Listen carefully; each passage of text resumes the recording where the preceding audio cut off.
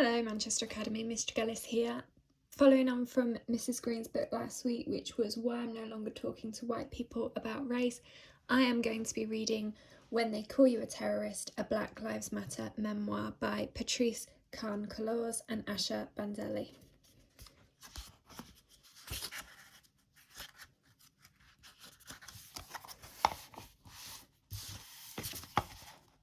Introduction. We are Stardust. I write to keep in contact with our ancestors and to spread truth to people. Sonia Sanchez.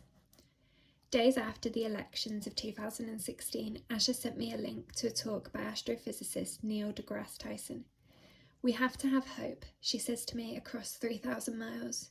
She in Brooklyn, me in Los Angeles.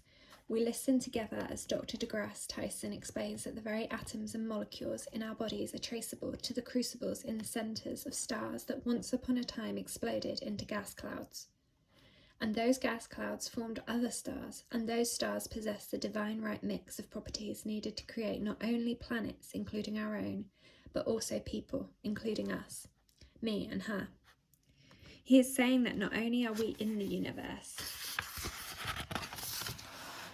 but that the universe is in us. He is saying that we, human beings, are literally made out of stardust. And I know what I hear Dr. deGrasse Tyson say.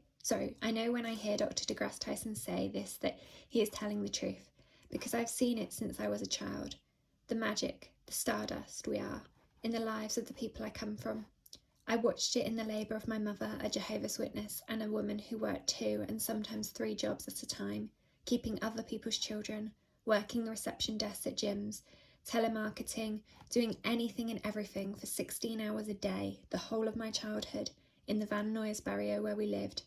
My mother, cocoa brown and smooth, disowned by her family for the children she had as a very young and unmarried woman. My mother, never giving up despite never making a living wage.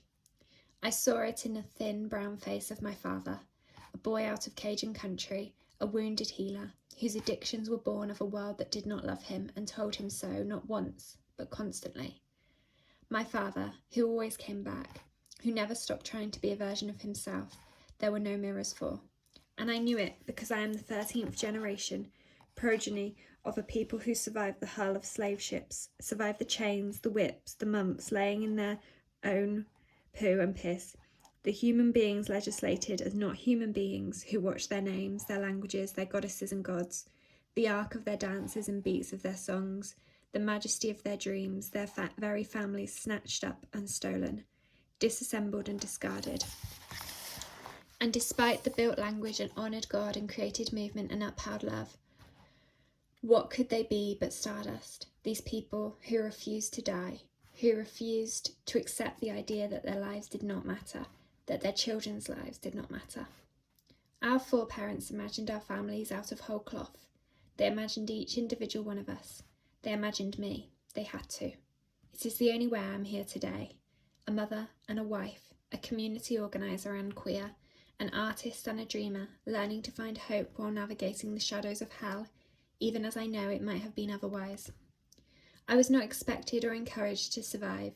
My brothers and little sister, my family, the one I was born into and the one I created, were not expected to survive.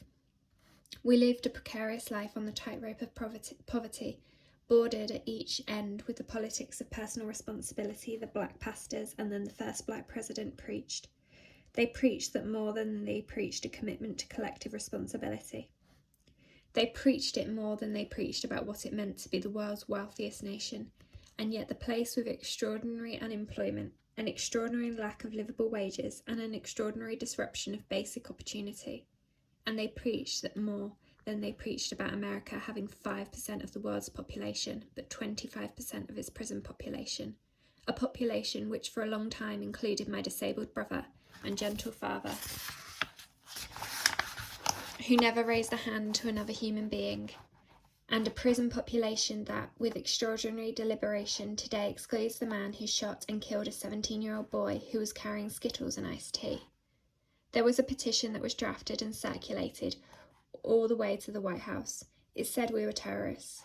We, who in response to the killing of that child said Black Lives Matter.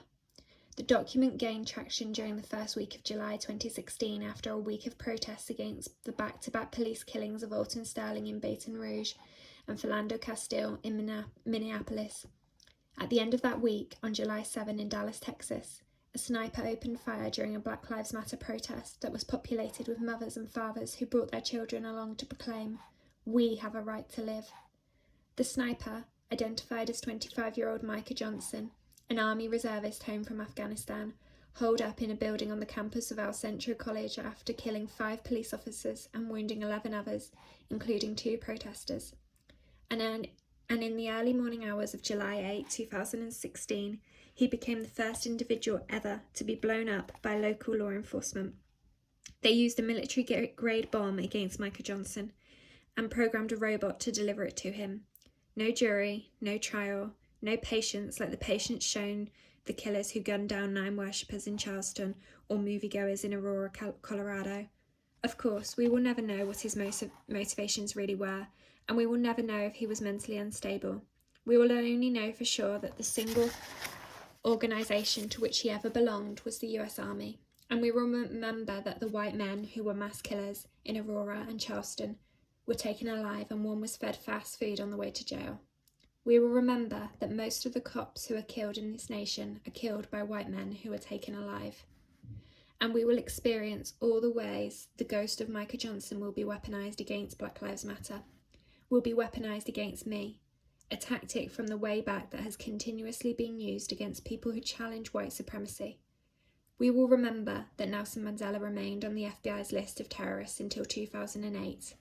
Even still, the accusation of being a terrorist is devastating, and I allow myself space to cry quietly as I lie in bed on a Sunday morning, listening to a red-faced, hysterical Rudolph Giuliani spit lies about us 3 days after Dallas.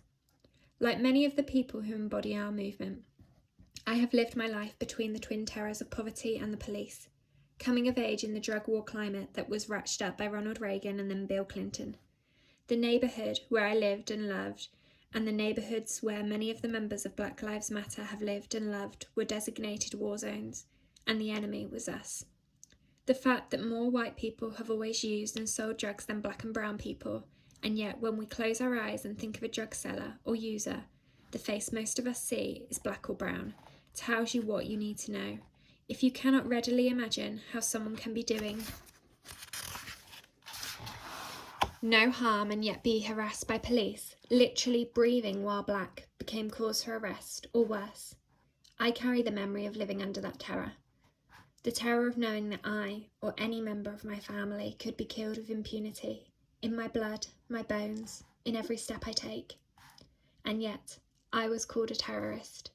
The members of our movement are called terrorists. We, me, Alicia Garza, and Opal Tometi, the 3 women who founded Black Lives Matter, are called terrorists. We, the people. We are not terrorists. I am not a terrorist. I am Patrisse Marie Khan-Cullors Brignac. I am a survivor. I am Stardust. So we're going to stop there for today. Come back tomorrow for the next instalment.